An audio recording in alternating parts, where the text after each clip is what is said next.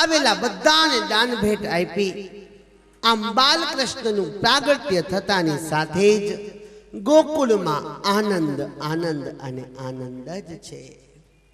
તતઃ આરભ્ય નંદસ્ય વ્રજઃ સર્વ સમૃદ્ધિમાન. ભગવાનનું પ્રાગટ્ય થતા જ નંદ બાબાનું ગોકુળ સર્વે સમૃદ્ધિમાન બન્યું છે. વ્રજ એ રમાને લક્ષ્મીને રમવાનું ક્રીડાંગણ બન્યું છે. કારણ પરીક્ષિતે પ્રશ્ન કર્યો છે, ગુરુદેવ, ભગવાન મથુરામાં જન્મ લીધો પણ મથુરામાં ન રહ્યા અને ભગવાને ગોકુળ જ શા માટે પસંદ કર્યું? કૃપા કરીને તમે મને કહો. પરીક્ષિત, મથુરામાં પ્રથમ તો કંસનો ત્રાસ હતો. મધુરાતી યેન સહ ઇતિ મથુરા. મથુરા એ દેહરૂપી નગરી છે જેને વિષયજન્ય સુખો મધ જેવા મીઠા લાગે છે. એવું દેહરૂપી નગરી, એનું નામ છે મથુરા. અને આ મથુરાનો રાજા એ દેહ અભિમાની કંસ છે. કમ સુખમ શ્યતિ યેન સહ ઇતિ કંસ. જે સુખનો નાશ કરનારો છે, જે આનંદનો નાશ કરનારો છે, એનું નામ છે કંસ. કંસ એ અહંકારી છે અને જ્યાં અભિમાન છે ત્યાં પરમાત્મા રહેતા જ નથી. અભિમાની અને અવિનાશી એક સાથે કોઈ દિવસ હોતા જ નથી. ભગવાન તો ત્યાં સુધી કહે છે કે મારી રાધા અભિમાન કરે ને તો મારી રાધાનો પણ હું ત્યાગ કરું. મારી લક્ષ્મી જો યદી અભિમાન કરે ને તો હું એનો પણ ત્યાગ કરી દઉં. હું અને હરિ એક સાથે રહી જ શકતા નથી. મારે જોવો છે અને તારે દેખાવું નથી. મારે જોવો છે અને તારે દેખાવું નથી. આજ તો કર ફેસલો પ્રભુ, કા હું નથી અને કા તું નથી, કા હું નથી અને કા તું નથી. જ્યાં અભિમાન છે ત્યાં અવિનાશી રહેતા જ નથી. પરીક્ષિત, ગોકુળની વાત જ કંઈક ઓર છે.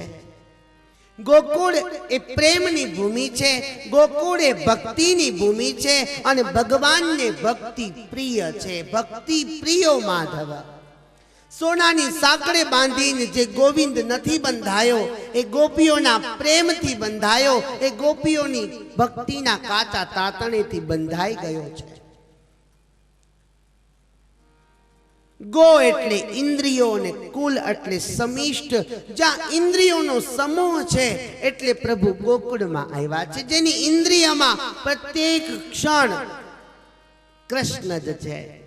ગોપીઓની કાનમાં કૃષ્ણ, ગોપીઓની આંખમાં કૃષ્ણ, ગોપીઓની વાતમાં કૃષ્ણ, ગોપીના હૃદયમાં કૃષ્ણ. જીત દેખો તિત શ્યામ દેખાય. ગોપીઓ જ્યાં જોવે ત્યાં એને માત્ર ને માત્ર કનૈયો જ દેખાય છે. જેનું જીવવાનું લક્ષ્ય અને જીવનનું મધ્ય બિંદુ કૃષ્ણ છે.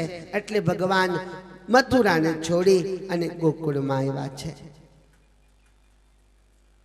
અને રાજા ગોકુળની અંદર માં યશોદાનો દિવ્ય પ્રેમ માણવા માટે પ્રભુએ ગોકુળમાં આવવાનું નક્કી કર્યું છે.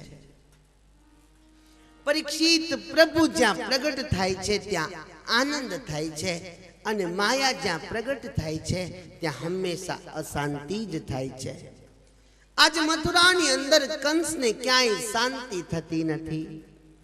એક રીતે જુઓ તો કંસની સ્થિતિ અને ગોપીઓની સ્થિતિ બહુ સરખી જોવા મળે છે. ગોપીઓ જ્યાં જુએ ત્યાં એને કૃષ્ણ દેખાય અને કંસ જ્યાં જુએ ત્યાં એને કાળ દેખાય છે. રાત્રે સૂઈ શકતો નથી, શાંતિથી બેસી શકતો નથી. ભોજન આરોગવા જાય, રોટલીનું બટકું ભરે, રોટલી ખાવા જાય ત્યાં તો કંસનો કાળ એની સામે એને નજર આવે. બધું જ ત્યાગી દે છે. હેરાન અને પરેશાન આજે કંસ થઈ ગયા છે. ભયભીત થયા અને એટલે રાત્રિના સમયે કંસે આપાતકાલીન એક સભા બોલાવી છે. સભામાં કંસના બધા જ મિત્રો હાજર છે. કંસે પોતાના મંત્રીઓને કહ્યું, મારો કાળ આ પૃથ્વી ઉપર જન્મી ચૂક્યો છે. આકાશવાણીએ મારી સાથે મજાક કરી છે. આકાશવાણી ખોટી પડી.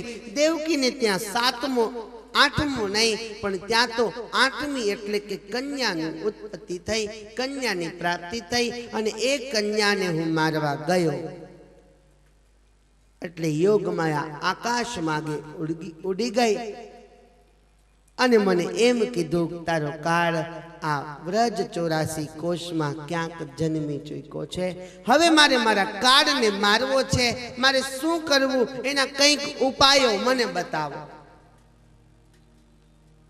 અને ઉપાયો બતાવવાની વાત જ્યારે કંસ મંત્રીઓને કરે છે, મંત્રીઓએ કહ્યું, મહારાજ, તમારી વાત તો બિલકુલ સાચી છે, પણ તમારા કાળને અમે ગોતીશું ક્યાં? અમે કઈ જગ્યાએ જશું? એક કામ કરીએ મહારાજ, જેટલા નવા તાજા જન્મેલા પુત્ર છે ને એને આપણે મારી નાખીએ. નાસ્તિ મૂલ કુતઃ શાખા. મહારાજ, મૂળિયું જ આપણે ઉડાડી દઈએ તો પછી એની શાખાની કોઈ ચિંતા રહેતી જ નથી. કંસ કે વાત સાચી છે, મારી આજ્ઞા છે, જાઓ એવું કરો. પણ જશે કોણ? ત્યાં તો બકાસુરની બેન બકી ઊભી થઈને કહે છે કે ભાઈ, હું જઈશ, મારી પાસે એક શક્તિ છે અવિદ્યાની. મહારાજ, હું સુંદર સ્ત્રીનું રૂપ ધારણ કરી શકું છું. મારા સ્તન ઉપર હું કાળકૂટ નામનું ઝેર લગાવીને જઈશ અને વ્રજ 84માં ગલીએ ગલીએ ઘરે ઘરે ફરીશ. જ્યાં તાજા જન્મેલા પુત્રો હશે ને એને હું સ્તનપાન કરી અને મારી નાખીશ, કાં તો એને હું ગળું દબાવી અને મારી નાખીશ. આ રીતે તમારો કાળ એ નાશ થઈ જશે. આ કંસની એક રીતે માનેલી બેન છે પૂતના. બકાસુર સાથે જ્યારે કંસનું યુદ્ધ થયું છે, કંસ પરાજિત થયા એટલે બકાસુરને કંસે પોતાનો ભાઈ બનાવી લીધો. આ બકાસુરની બેનનું નામ છે બકી અને એનું બીજું નામ છે પૂતના. કંસની આજ્ઞા લઈ અને હવે પૂતનાજી આવ્યા છે બરાબર વ્રજ 84 કોષમાં ફરવા લાગ્યા. સુંદર સ્ત્રીનું રૂપ ધારણ કર્યું છે. અપ્સરાને પણ લજ્જિત કરે એવું સુંદર સ્ત્રીનું રૂપ આજે પૂતનાએ ધારણ કર્યું છે. શુકાચાર્ય કહે છે, રાજન, કંસના આદેશ અનુસાર પૂતના રવાના થઈ એક એક ગામડાઓમાં જવા લાગી અને પોતાનું કામ એ કરવા લાગી છે. પરીક્ષિત 10મ ગઈ અને હવે 11સ આવી છે. અને 11સના દિવસે રાજકોટ વાસીઓએ શ્રીખંડ ખાધો છે. પરીક્ષિત 10મ ગઈ અને 11સ આવી. 12સની વહેલી સવારે કૈલાસમાં મારા ભોળાનાથે આંખો બંધ કરી છે. પોતાના ઈષ્ટ સ્વરૂપનું ધ્યાન લગાવ્યું છે અને ધ્યાન લગાવતાની સાથે જ આજે દ્વિભુજ ના દર્શન થયા છે. ઘોડિયામાં સૂતેલા મારા બાલકૃષ્ણ પ્રભુના દર્શન થતાની સાથે જ ભોળાનાથના હૃદયની અંદર આનંદ આનંદ થયો છે. મનમાં નક્કી કર્યું છે કે મારે આ દ્વિભુજના સાક્ષાત દર્શન કરવા માટે જવું છે. વિચાર કરો, કૈલાસમાં ભોળાનાથ પોતાના ઈષ્ટદેવનું ધ્યાન કરે અને એને ત્યાંના દર્શન થાય. એવું નથી કે લાઈવ ટેલિકાસ્ટ અત્યારે જ ચાલુ થયું છે, ये तो आगे से चली आ रही है. અને લાઈવ ટેલિકાસ્ટમાં કથા સાંભળવી અને અહીંયા આવીને સાંભળવી એમાં બહુ ફરક છે. હો, લાઈવ ટેલિકાસ્ટમાં મજા આવે પંખા નીચે, પણ આઈના જેવી મજા ન્યા ન આવે. આઈના જેવી મજા ન્યા ન આવે બાપ. આયા તો નંદ મહોત્સવ થાય, તો બધાની સાથે રમવાની ઈચ્છા થાય. ઘરે તો એકલા હોય, એકલા એકલા કૂદકા મારીએ તો બાજુવાળા ગાંડા કે આ ગાંડી થઈ લાગે છે, આ ગાંડો થયો લાગે છે કે. પણ આઈની મજા તો કંઈક ઓર છે. અહીંયા આવીએ એટલે ઘર ભૂલી જઈએ છીએ. જીવનમાં આવનારા વિષમ પરિસ્થિતિઓને પણ ભૂલી જઈએ છીએ અને માત્ર ને માત્ર યાદ રહીએ છે તો પરમાત્માના દિવ્ય લીલા ચરિત્રો. શું નથી લાગતું? એના દિવ્ય લીલા ચરિત્રો સાંભળીએ તો જીવનના દુઃખે નાબૂદ થવાના ને થવાના. આ વાત શંકાને કોઈ સ્થાન નથી. હું તો કાલે જોતો રહી ગયો. આમાં કેટલા બધા ઉંમર લાયક હતા ને મોટા ભાઈ, એ બધા નાચતા હતા. ચાલતા હોય ને તો બાપડાઓના પગ દુખે, પણ હું ગેરંટી આપું છું અહીંયા નાચા ને એના કોઈના પગ કાલે નહીં દુખ્યા, એની કેડ પણ કાલે નહીં દુખી હોય. હવે દુખશે નહીં, એટલે કહું છું અહીંયા નાચી લેજો.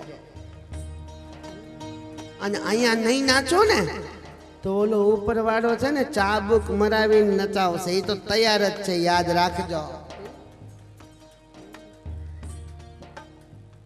સાચું તો સ્વીકારવું પડે ને બાપ. હા, જેના બહુ પગ દુખે છે એ બેઠા બેઠા એવો સંકલ્પ કરજો કે અમે બધા નાચીએ જ છીએ. અને જેટલો આનંદ આ કથામાં થાય ને, ભગવાનને પ્રાર્થના કરું આવો ને આવો આનંદ તમારા જીવનમાં આ જીવન થાય.